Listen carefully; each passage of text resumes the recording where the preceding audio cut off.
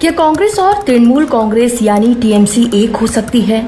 क्या ममता बनर्जी अपनी पार्टी को कांग्रेस में विलय कर सकती हैं?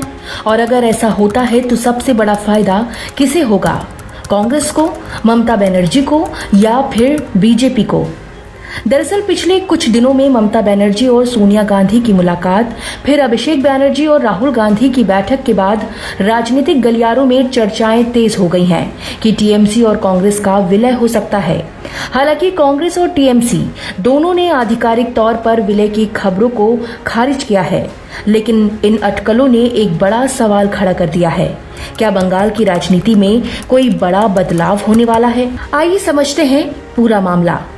सबसे पहले ये जानना जरूरी है कि टीएमसी पर संकट क्यों आया। पश्चिम बंगाल विधानसभा चुनाव में झटका लगने के बाद पार्टी के भीतर असंतोष बढ़ा। कई नेताओं के पार्टी छोड़ने की खबरें सामने आईं। पार्टी के अंदर अभिषेक बनर्जी की भूमिका को लेकर भी सवाल उठे। यहां तक कि वरिष्ठ नेता कल्याण बनर्जी ने सार्वजनिक तौर पर ममता बनर्जी के सामने अभिषेक या मुझे चुनने जैसी चुनौती रख दी। Mamata Di has to decide whether Mamata Di will keep Abhishek or keep Mahesh. Kalyan Banerjee से पहले भी कई सांसद और विधायक पार्टी से दूरी बनाते दिखे। इस लिस्ट में टीएमसी की फायर ब्रांड नेता शायोनी घोष का भी नाम शामिल है, जबकि कुछ नेताओं को खुलकर सफाई देनी पड़ी कि वो टीएमसी नहीं छोड़ रहे हैं। यही वजह है कि दिल्ली में हुई बैठकों के बाद ये चर्चा शुरू हुई कि क्या ममता बनर्जी अपनी राजनीतिक जमीन बचाने के लिए कांग्रेस के और करीब जा सकती हैं। क्या सच में सोनिया गांधी ने ऑफर दिया? राजनीतिक चर्चाओं में दावा किया जा रहा है कि कांग्रेस नेतृत्व ने ममता बनर्जी को बड़ी भूमिका देने का प्रस्ताव रखा है। कुछ मीडिया रिपोर्ट्स में ये भी कहा गया है कि उन्हें कांग्रेस संगठन में शीर्ष पद देने की पेशकश हुई है। हालांकि इसकी कोई आधिकारिक पुष्टि अभी तक नहीं हुई है। कांग्रेस के महासचिव केसी वेणुगोपाल ने साफ कहा है कि विलय पर कोई चर्चा नहीं हुई है और ऐसी खबरें बेबुनियाद हैं। वहीं टीएमसी ने भी कहा है कि विलय का कोई प्रस्ताव नहीं आया है। यानी फिलहाल ये पूरी तरह से राजनीतिक अटकलों का विषय है। लेकिन यहाँ पर एक और सवाल उठता है, अगर विलय होता है तो कांग्रेस को क्या फायदा होगा? विशेषज्ञों के मुताबिक कांग्रेस को सबसे बड़ा फायदा पश्चिम बंगाल में मिलेगा। कांग्रेस लंबे समय से बंगाल में कमजोर है। अगर टीएमसी का गठबंधन और कैडर कांग्रेस के साथ आता है तो कांग्रेस को राज्य में तुरंत मजबूत आधार मिल सकता है। दूसरा फायदा राष्ट्रीय राजनीति में होगा। लोकसभा में विपक्षी खेमे की ताकत बढ़ेगी और इंडिया ब्लॉक के भीतर कांग्रेस की स्थिति और मजबूत हो सकती है। इसके अलावा ममता बनर्जी जैसी आक्रामक नेता कांग्रेस के लिए बीजेपी के खिलाफ एक प्रभावी चेहरा भी साबित हो सकती हैं। अब ऐसा होने पर ममता बनर्जी को क्या फायदा होगा, वो भी जान लेते हैं। विशेषज्ञ मानते हैं कि अगर टीएमसी वाकई संकट में है तो कांग्रेस का राष्ट्रीय ढांचा ममता बनर्जी के लिए एक सुरक्षा कवच बन सकता है।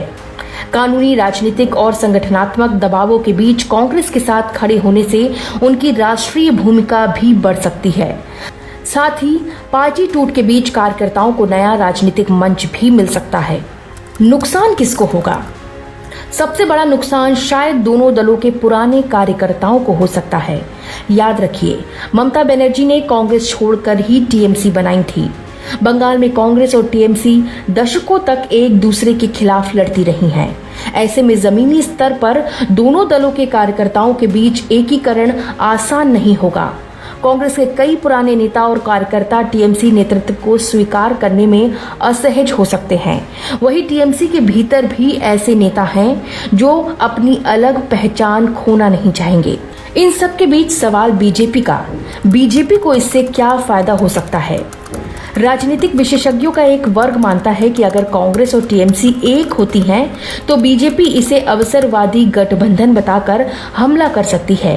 बीजेपी ये सवाल उठा सकती है कि जो दल वर्षों तक एक दूसरे पर भ्रष्टाचार और तुष्टीकरण के आरोप लगाते रहे हैं, वो अचानक साथ कैसे आ गए। दूसरी तरफ अगर विलय के कारण दोनों दलों में असंतोष पैदा होता है तो उसका राजनीतिक लाभ सीधे तौर पर बीजेपी उठा सकती है।